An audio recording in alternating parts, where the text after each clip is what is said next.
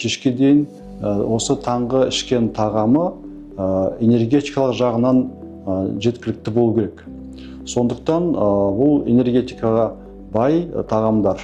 Мысалға айтсақ, мынау дәнді дақылдардан жасалынған ботқа, оның ішінде көп жақсы әсер етуі мүмкін. Мынау тарыдан жасалынған ботқалар. Себебі ол асқазанға барғаннан кейін ісінеді де, сөйтіп ол тоқтық сезімді тудырады. Және де мынау ет тағамдары болсын. Ет тағамдарының ішінде мынау жылқының еті өте жақсы болады деп айтамыз.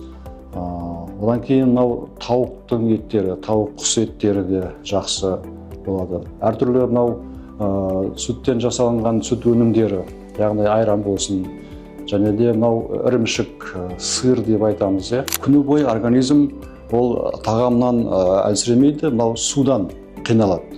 Сондықтан ең бірінші сумен немесе жаңағы құрмамен деп айтып жатады, ол да болады.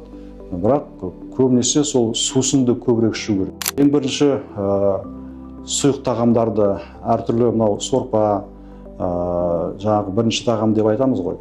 Соларды ішіп болғаннан кейін міндетті түрде үзіліс жасау керек. Бірінен кейін бірінші тағамда, екінші тағамда, бірінен кейін бірін ішпей, арасында үзіліс жасап, суды көбірек ішіп, ары-бері жүріп, содан кейін барып, жарты сағаттан кейін барып, 1 сағаттан кейін барып, екінші тағамға көшсе болады. Оның өзінде де оны көп жеуге болмайды, себебі ол ауырлық жасайды асқазанға, жалпы организмге.